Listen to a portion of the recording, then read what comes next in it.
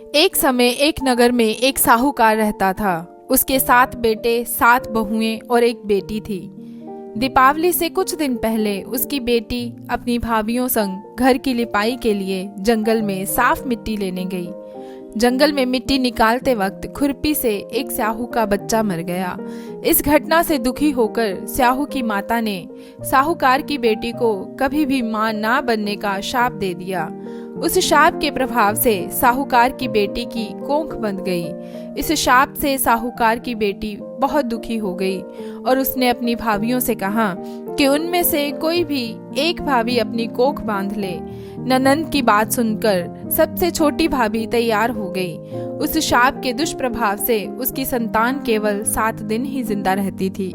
जब भी वह कोई बच्चे को जन्म देती, वह 7 दिन में ही मृत्यु को प्राप्त हो जाता था।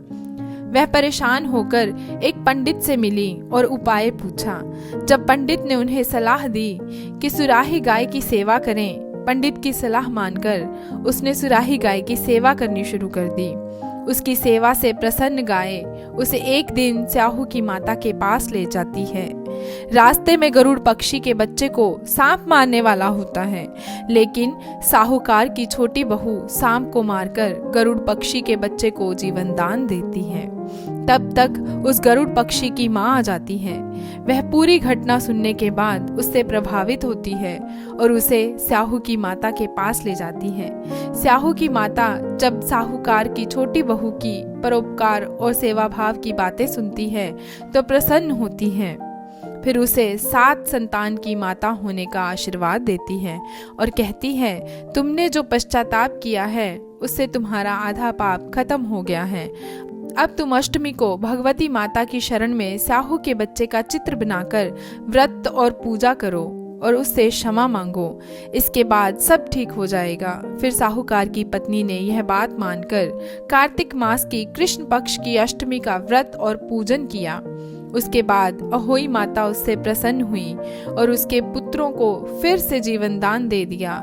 आशीर्वाद के प्रभाव से साहूकार की छोटी बहू को 7 बेटे होते हैं, जिससे उसकी 7 बहुएं होती हैं। उसका परिवार बड़ा और भरपूर होता है।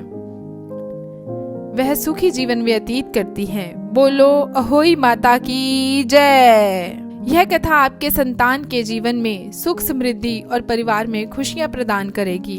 तो दोस्तों, कैसी लगी आपको हमारी ये जानकारी? हमें कमेंट करके जरूर बताएं।